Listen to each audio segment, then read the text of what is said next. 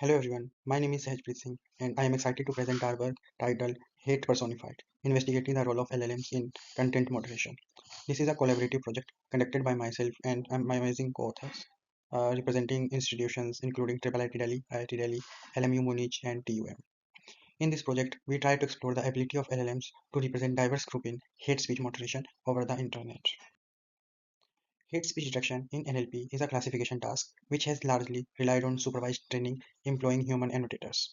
Given the subjective nature of hate speech, even for the same post to be annotated, annotators from different countries or culture will perceive the hate differently, leading to annotation disagreement as empirically observed in the grey hate dataset. We tried to replicate the results from grey hate using LLMs. When prompting the LLM to assume that the post is from a specific country, we observe variations, even deviation from the human annotations. Motivated from the background and replications, we were interested to look at three major argues. First one is, do LLM pick on geographical cues? Second one is, can LLM mimic annotator persona? And the third one is, are LLM sensitive to anchor bias? Revisiting the fact that human annotators use their socio-cultural knowledge and world experience to annotate hate speech even when not explicitly nudged to do so. How can we bring hate annotation via LLM closer to the human understanding of hate? We developed the concept of cue and context that can be added to the prompt for the annotation of hate speech and observe variation with and without these cues. For the experimental part, the prompts are formatted as cue plus post plus query, where post plus query from the default prompt or the p base is given as statement the post. Is the given statement hateful? In each RQ setup, we vary the queue to note the variation in inter-annotator agreement and the percentage of predicted hate, which we call as PHLR. For the base case, is the following statement hateful? Majority of the LLMs result in higher level of hallucinated output with respect to task at hand. Rectifying the matrices for this ill-formatted outputs, we see that only Flanty5XXL and GPT 3.5 return high-quality results. We employ these two models for our further analysis. Also note that for GPT 3.5, we employ 500 random samples per dataset due to the resource constraints.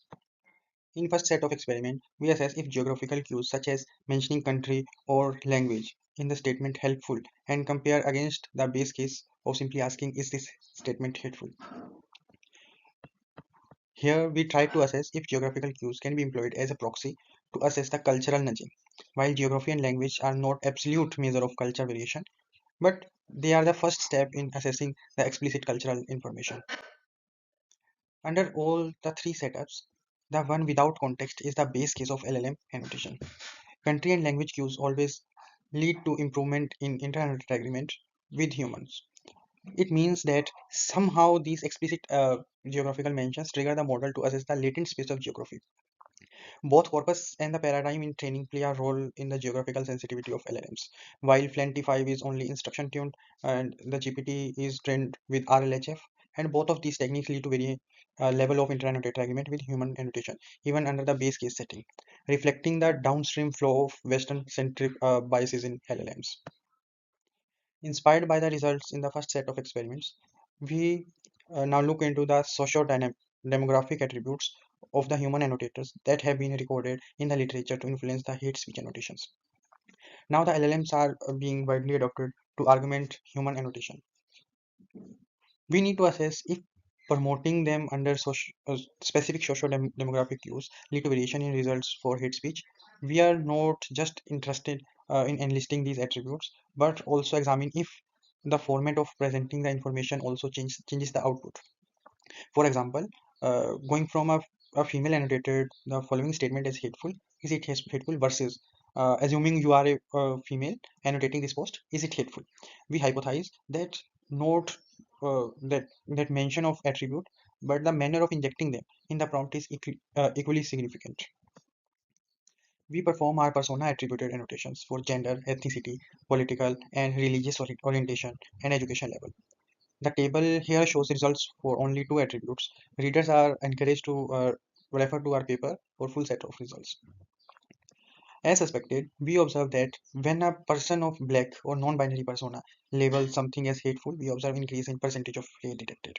The LLM is more likely to consider the same as hateful as a third person attribution does lead to significant variation compared to the first person attribute.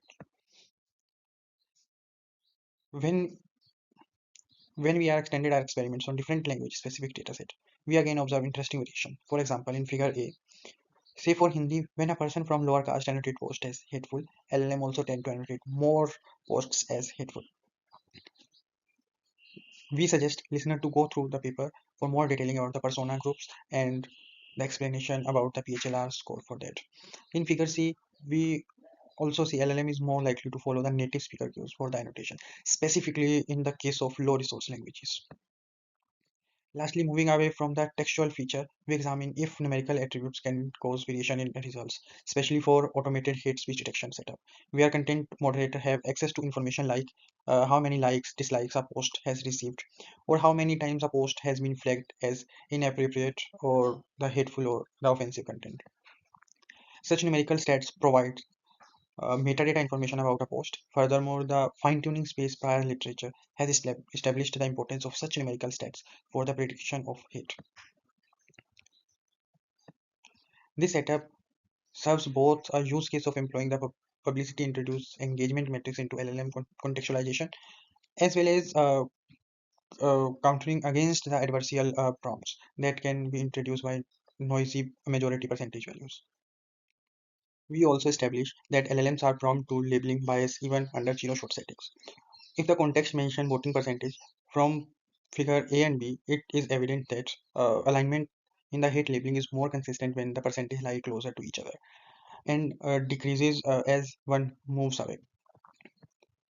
For the diagonal values, it's inter-annotated agreement between base and vote percentage prompts results. These have a maximum alignment when Z percentage is either 0 or 25, which means it when it's at the lower end. Both LLMs show similar pattern verifying our fear of anchor bias in the LLMs. It seems numerical sensitivity and associating it correctly with the content of the prompt is still nascent in LLMs. Given that we work with four non-English datasets as well, we repeat our geography and persona experiment under multilingual prompt setup as well. Detailing about these are available in the paper. In short, we observe that cues to be important even if the prompt is already in the language of the post content. The F1 and inter-annotator agreement both increase upon introducing explicit cues. The topmost table shows the results when context is given in English versus the same language. We observe that the same trend we see an improvement in inter-annotator agreement when given the language info. Although we find a significant drop in inter-annotator agreement when given the context prompt in same language. I know that's sad. Uh, yes, for persona experiments, we also observe the similar trends as given. Finally, the takeaways for our computational social science community, including country and language mention, help LLM to better align with human even in multilingual setup. It's evident that no single persona is helpful for improving inter-annotator agreement. Native speaker persona always lead to increase or decrease in percentage of hate predicted depending on the prompt. Yes, sadly, the LLMs are prone to anchoring bias, and we are afraid of about the adversarial attack on LLMs, LLM-based content moderators. It's difficult to use the post engagement count to predict the hate intensity score when using LLMs instead of PLMs. And the takeaways for the NLP community, only prompting can't explain the variation in case of intersectional identities such as Arabic plus Muslim plus Islamophobia. It's evident that not just persona attribute matters, but how LLM is nudged also impact the output, which means nudging LLM as a first or third person matters. And we believe that prompting needs to be more exhaustive setup when adding the demographic cues. Numerical metadata is useful for PLM fine-tuning, but not very useful for the prompting LLMs. Multilingual prompts are still struggling, I would say, which is reducing its adoption for the native speakers. And at last, I want to thank all the listener for their time. And you can access our research code and paper using the given links. And we are always happy to hear back from our peers. Happy researching.